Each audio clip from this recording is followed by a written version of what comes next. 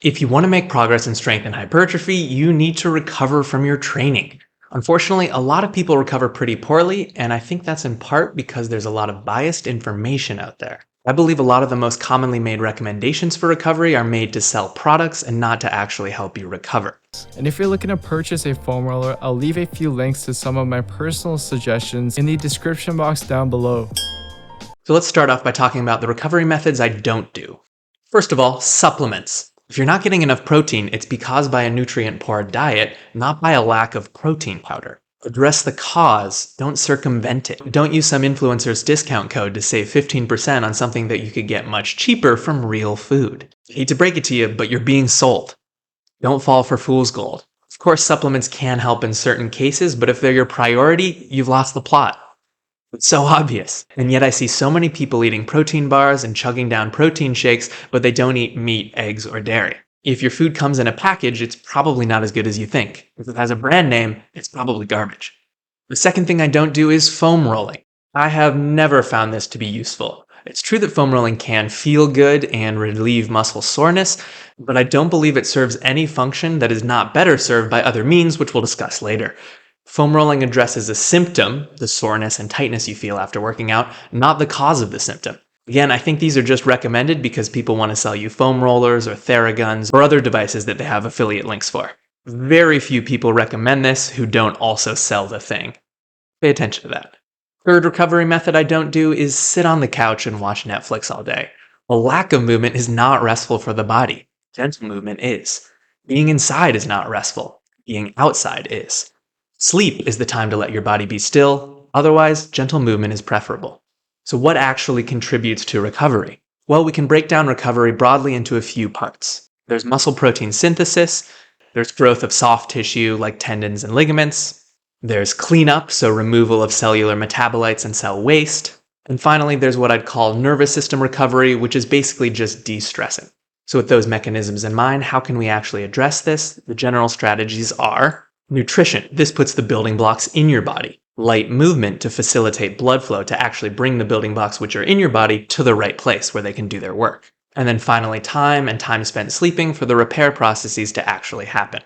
So here's specifically what I do, and you'll note that all of these specific activities address at least one of the systems I mentioned above. Number one is circadian rhythm entrainment.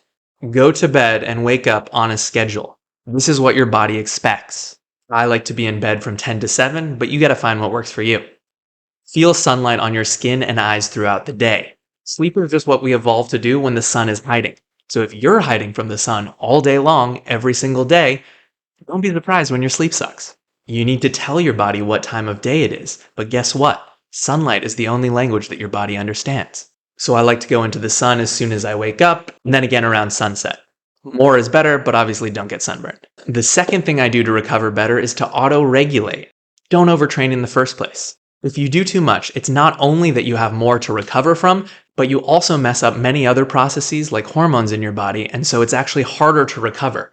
Doing twice as much work in the gym as you need to will cost more than twice as much recovery time. I already have a couple videos on overtraining, which you can check out up there. But a few general tips for this. DOMS and muscle soreness is totally normal, but joint pain and extreme stiffness should be paid attention to. It's not normal to be limping out of bed regularly in the morning.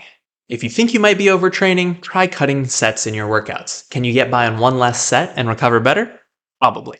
The third thing I do is try to get great nutrition. This is food, not supplements. Keeping with the theme of sending your body the right signals that it understands, your body expects animals, plants, fungi, and water. Anything else you might eat is going to be a surprise, and it's not going to be handled well by your body. Beyond this, digestion in food is super individual, and so you need to self-experiment here. Here are some common foods that can interfere with various systems in your body, and that some people do better without. You have to do your own research here. Anything containing wheat, because we can't process gluten properly. Alcohol, it's a poison. Simple sugars, which chronically elevate insulin, leading to metabolic dysfunction. Leafy greens, which are high in oxalates, preventing mineral absorption. Legumes, which are high in lectins, which disrupt multiple systems in the body. Fiber, which is not digestible by humans and interferes with nutrient absorption. And finally, dairy, which many people happen to be intolerant to. The last thing that I do for recovery is to not be sedentary. And this can take many forms. One is cardio. This one's huge. If you've watched Breakpoint or any recent sports documentary, you'll know that the athletes immediately hop on the stationary bike after their competitions to start the recovery process.